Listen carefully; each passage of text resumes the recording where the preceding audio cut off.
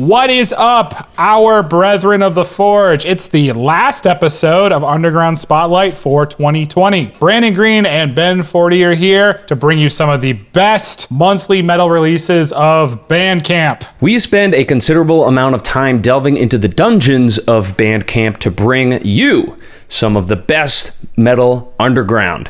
If you haven't yet and you like videos like these, consider subscribing to our channel and hitting that notification bell so you don't miss a video. Follow us on our socials and start a conversation. We love to hear from you guys. And before we hit our top list, we just wanted to say Merry Christmas and Happy Holidays from our Metal Forge family to yours. Absolutely. We sincerely hope that despite the dumpster fire of a year that 2020 has been, you are healthy and safe at home for the holidays. What are some of your favorite Bandcamp releases from this year? Let us know in the comments. Let's get right to our picks.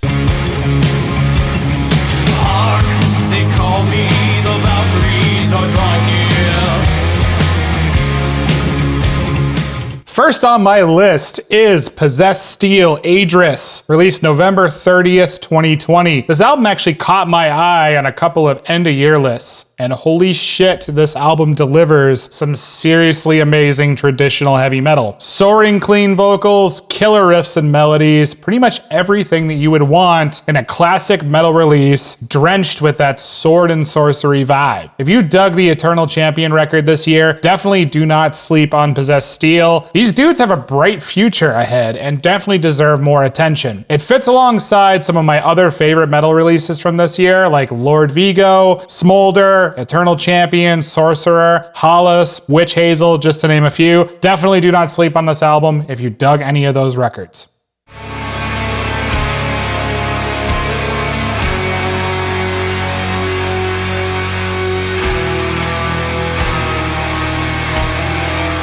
John Fraser is a musician from Huntington Beach, California. In October, he got a great team of musicians together to release the album Heaven is at a Distance. According to John, for the past year and a half since my mother passed, I have been going through a time of reflection. This included grief, guilt, depression, withdrawal, rage, self-hatred, regret, apathy, and loneliness. These emotions were distinctly separate and intertwined. Every single one of those emotions is on full display on this record.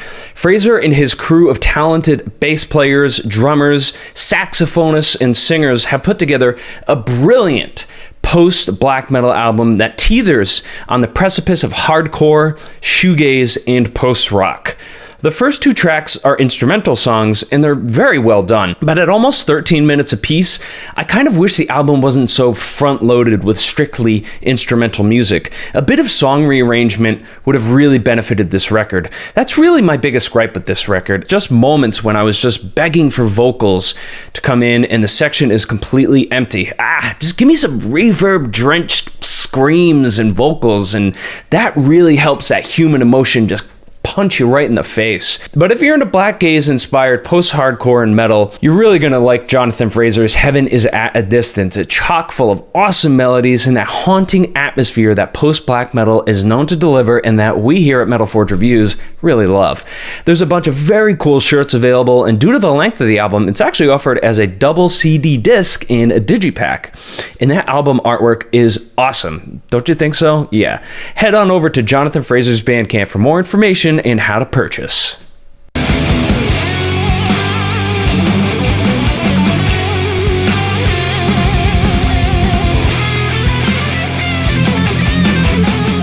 Next on my list is Roa, Aphasia. This came out December 9th, 2020. The solo project of Felipe Roa. He's got quite the metal resume in New England metalcore and thrash. His band Acaro was really well known in Massachusetts for a number of years, and he also played lead guitar for Shadows Fall for a number of years too. In the recent time, you can find his thrash metal band Angor on Bandcamp, but Felipe put out this absolutely fantastic monster of an instrumental EP in December featuring tons of guest musicians. 4 songs of relentless thrash thrash metal brutality. This EP doesn't let up and showcases a lot of Felipe's ability to write killer riffs and compositions as well as heartfelt solos. He also did a number of really cool collaborations over the quarantine time frame and even some covers. And fun fact, we did a cover together of Death, Overactive Imagination with some serious metal names. Link in the description. Follow Felipe.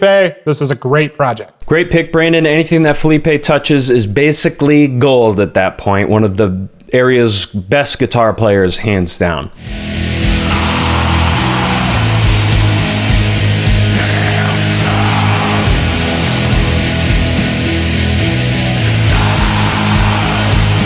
Next for me is Cyning Yor. The debut album from atmospheric black metal band Cyning Yor was released in November on Sonic Transmitter Records. This 37.5-minute long album is broken into four movements that seem to explore the occult, the ascension of demonic creatures, and other mystical themes. Very nice. This is a strong debut from Cameron Daniel, the musician behind Cyning Yor. There are some particular qualities about it that help it stand out from your standard atmospheric black metal record, like the lower death metal growls that contrast with the harsh screaming. I really like that mix-up. There's also a strong emphasis on the songs being carried by the guitar riffs and melodies that are backed by atmospheric synth tracks. These moments of wide open, gloomy, atmospheric sections work best when they're juxtaposed by the chaotic and fervorous moments of the record.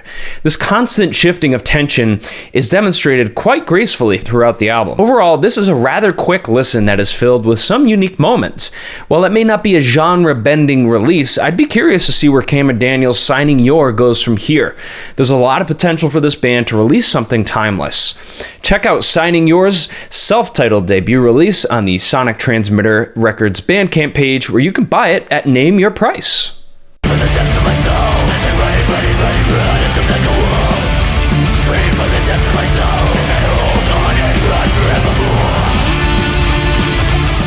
Next one I have here is Screams of Hockomock, Morbid Curiosity. This came out December 21st, 2020. Miss Children of Bodom? I certainly do. Massachusetts-based Screams of Hockomock take the melodic metal inspiration of bands like Kalma and Children of Bodom and mix it up with folk tales of a swamp from New England. They put together a pretty impressive debut release here. Hockomock Swamp, near Bridgewater, Massachusetts, which is about 20 minutes from me, loosely means place where spirits dwell, as named by the Wampanoag people. For hundreds of years, the Hockomock Swamp area has been a hotbed of supernatural events and strange sightings. And kind of cool fact, people in colonial times actually called it the Devil's Swamp. So it's only natural that a New England band took these legends and ran with it. The album was actually mixed and mastered by Frederick Nordstrom at Studio Fredman. So it's really cool to see these local guys get some Gothenburg love. Definitely check out this record if you dig the hyper melodic death metal sound. They've got a ton of merch on Bandcamp too.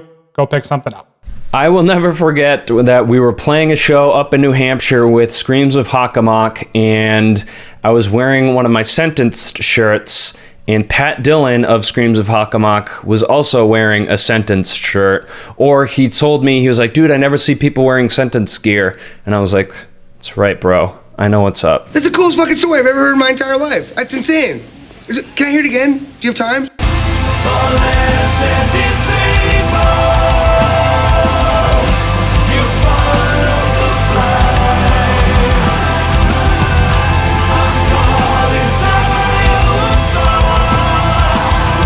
Entropy is the second full-length album from Argentinian melodic death metal act Beastarium.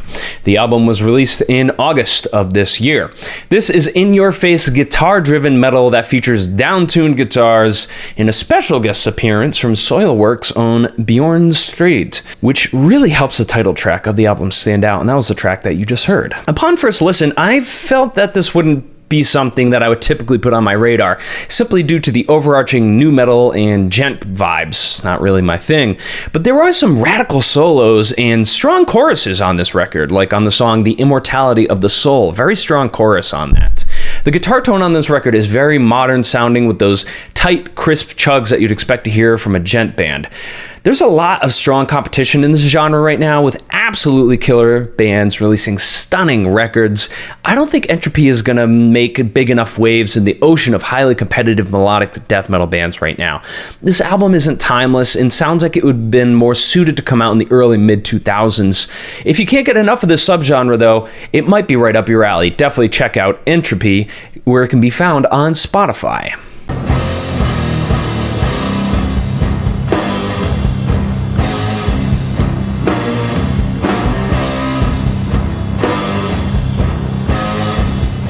Burn the Ship is a three-piece psychedelic stoner band from Providence. We had the pleasure of sharing the stage with these guys at one of our favorite clubs, Dusk, when they were under the moniker Morrissig. Their 4-track debut release features some very finely written instrumental jams that combine the heaviness of Russian circles, the groove of Karma to Burn, and the psychedelic atmosphere of the Jimi Hendrix Experience.